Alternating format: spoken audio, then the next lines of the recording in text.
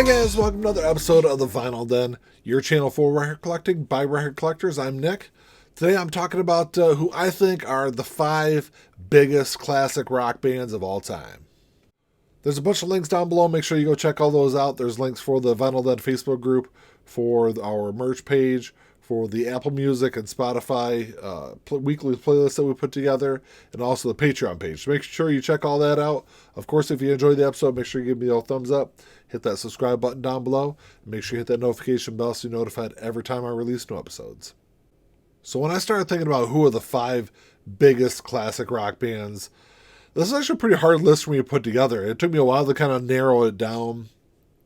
There for a while, I was kind of stuck at like 7. And I was like, I got to cut a couple of these to get down to 5. But I think I kind of came down to what I think is a really good list. I kind of looked at a couple of different factors. I tried to keep some of my fanhood out of it. I, definitely a fan of all 5 of these bands.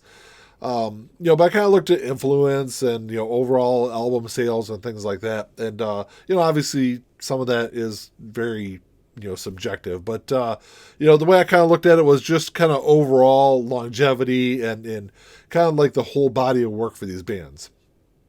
So the first band was one that I kept going back and forth on. I didn't know if I was going to pick this band or the Beatles. And I guess, by saying that, I kind of gave it away a little bit. But of course, that is the Rolling Stones.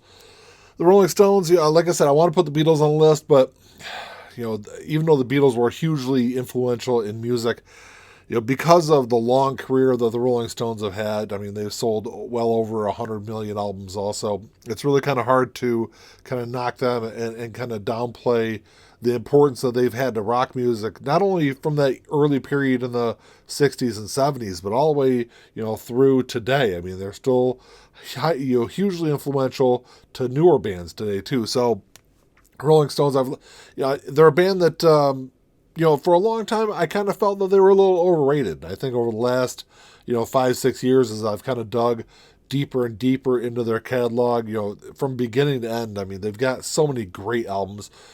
Sure, they got some duds out there, but, just some hugely iconic albums that, made me have to, kind of forced me to put them on this list. The next band is one that I knew from the very beginning I was going to have on that list. And, of course, that is Black Sabbath. Kind of the godfathers of heavy metal. I think, not only did they influence all the heavy metal bands that came after them, they also influenced a lot of bands that helped create punk music, and even into the late 80s, early 90s that started the whole grunge revolution. You can kind of put, track all the way back to Black Sabbath. I mean, they've been a hugely important band in music across genres. They've sold a ton of albums. I think they've sold, 70 or 75 million plus albums. And it's a band that, I've loved since I was a kid. I remember sitting in my room listening to my dad's copy of Paranoid on vinyl when I was probably, 10, 11, 12 years old. So I couldn't have this list, of course, without Black Sabbath. Another one of those bands I think has been hugely important to music overall and hugely influential. They've sold, well over 140 million albums throughout their career. Is one that another band that I had to have on the list. Of course, that is Led Zeppelin.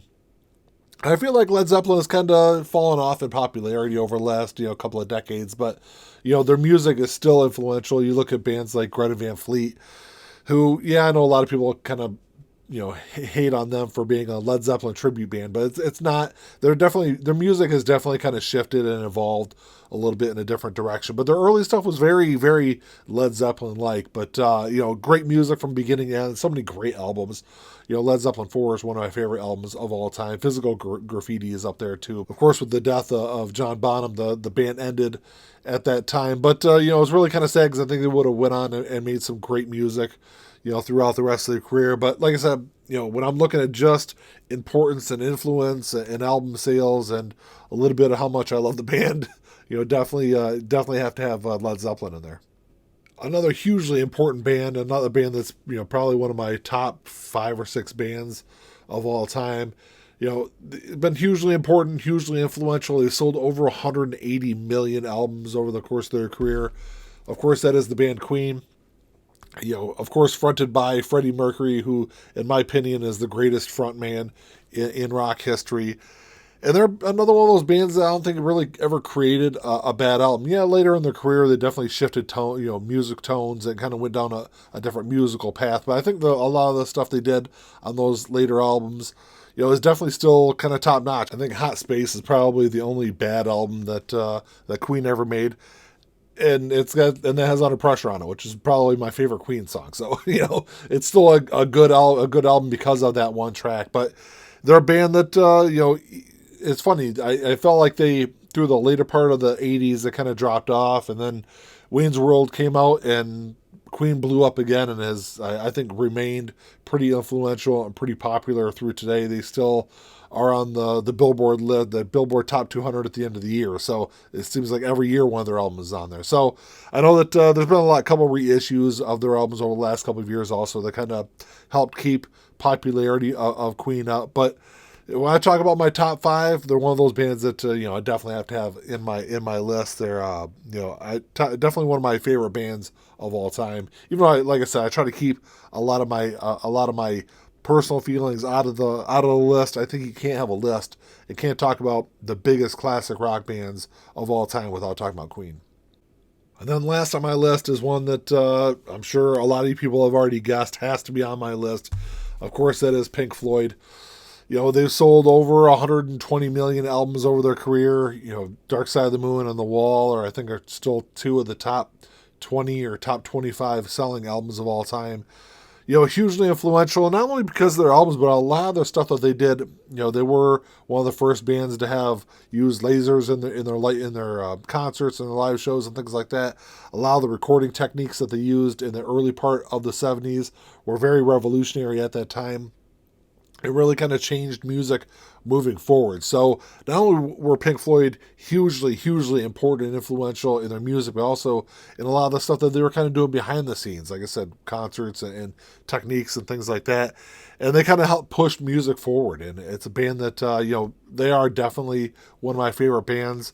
But even if they weren't, I would still, have them listed in my top five as far as like top classic rock bands go. And they're another one of those bands that has, I don't think they ever made a really bad album. And even though they've had very distinct different periods of their career, whether it was the early Syd Barrett period, the Roger Waters kind of middle part, and then the last couple of albums after Roger Waters left the band after the final cut was released in '83. But as far as that aside, they are a band that, they probably aren't as popular today as they were in the, 70s, 80s, and 90s. But you walk around any mall today, you'll see, kids and teens wearing Pink Floyd shirts, probably, not really knowing much about the band or their music. But, just the album covers and everything around the band, they definitely have a lot of really iconic symbols and album covers and music overall. Well, that's all I got for you today, guys. Thanks for checking the show out. Make sure you drop me a comment down below. Let me know what some of your favorite classic rock bands are. Now that I'm getting kind of older, I'm in my 40s now, and I start hearing newer bands. They're playing like Green Day on classic rock stations and things like that. When I'm talking about classic rock, I'm talking about like 60s and 70s, maybe early part of the 80s. That's kind of what my definition of a classic rock is. I'm not talking about stuff that was in the 90s. I don't want to hear about 90s music being classic rock. But anyway, let me know what you guys think. Let me know what some of your top five classic rock bands are. If you enjoyed the episode, make sure you give me the old thumbs up. Hit that subscribe button down below. And that's all I got. Until next time, keep on spinning. Peace.